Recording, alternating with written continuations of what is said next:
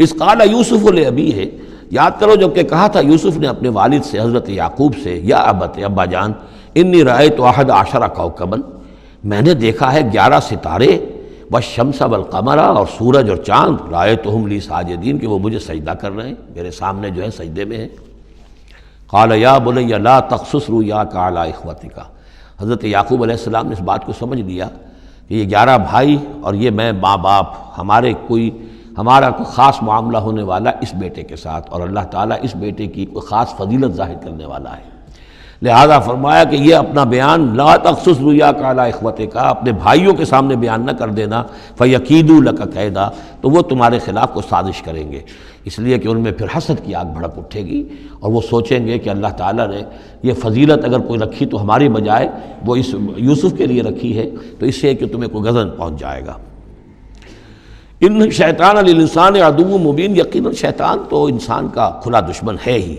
وَكَذَلِكَ يَجْتَبِيكَ رَبُّكَ وَيُعَلِّمُكَ مِن تَأْوِيلِ الْأَحَادِيثِ، اور اسی طریقے سے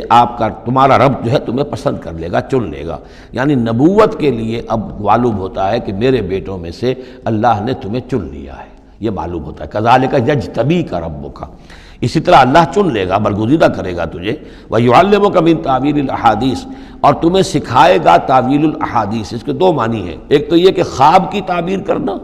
اور یہ کسی بھی بات کی تہ تک پہنچ جانا، کنہ تک پہنچ جانا۔ تو عام اگر لیں گے تو کسی بھی بات، معاملہ فہمی جسے ہم کہتے ہیں، جز رسی، کسی چیز کے جو ہے اجزاء تک انسان پہنچ جائے، نگاہ دور تک چلی جائے، وہ بھی، اور یہ کہ اس کو تعویل الاحادیث جو ہے یہ خاص طور پر خوابوں کے لیے بھی ہے۔ وَيُتِمُّ نِعْمَتَهُ عَلَيْكَ، اور اتمام فرمائے گا اپنی نعمت کا تجھ پر، وعلی آل یعقوب، اور تمام آل یعقوب پر، کما اتمھا علی ابویک، جیسے کہ اس نعمت کا اس نے اتمام فرمایا تیرے آباء و اجداد پر، من قبل پہلے، ابراہیم و اسحاق، ابراہیم اور اسحاق پر، یعنی اسحاق تمہارے دادا اور ابراہیم تمہارے پردادا۔ اپنا نام انہوں نے نہیں لیا، ظاہر بات ہے کہ وہ خود اپنا ذکر کیسے کرتے۔ ان ربک علیم حکیم، یقیناً تیرا رب جو ہے وہ علیم ہے اور حکیم ہے۔